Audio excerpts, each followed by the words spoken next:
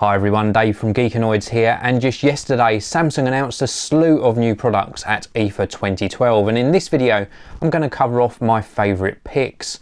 Now, they announced a lot of new mobile products obviously, and a whole range called Active that are running various incarnations of Windows 8, and these include the Active Smart PC, the Smart PC Pro, an Active S mobile device, and also the Active Tab. And I'm going to cover off the Active Tab now and give you some of the details on this new exciting product. So the Active Tab is a 1.5 GHz dual core processor, 10.1 inch mobile device with a resolution of 1366 by 768. It's going to be running Windows RT, and perhaps a little bit of a challenge for the likes of the Apple iPad.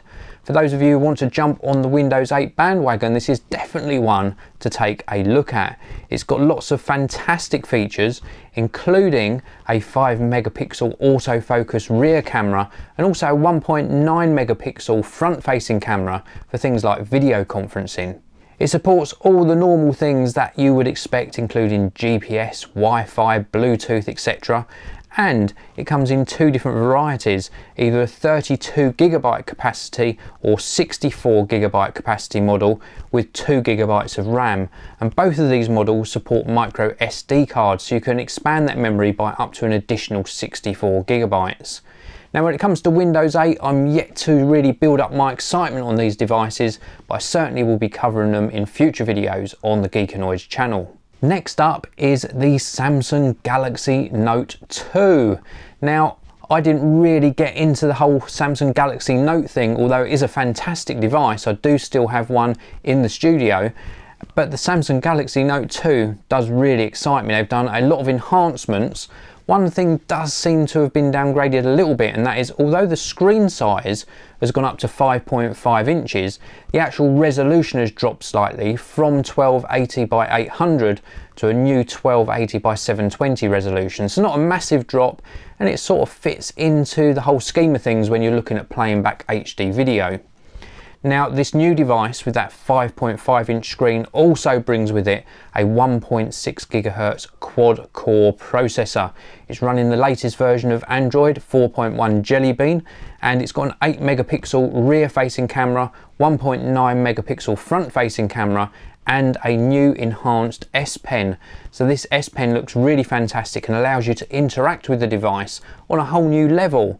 It's sort of breathed a new sort of era of excitement with me about this device. Now, I was really not against the original Samsung Galaxy Note, but it was the size that put me off. But since handling one and using the S Pen, I can see its advantages. So the Samsung Galaxy Note 2 is again definitely something that will get a lot of coverage on the Geekanoids channel, and I think it looks like a really exciting device.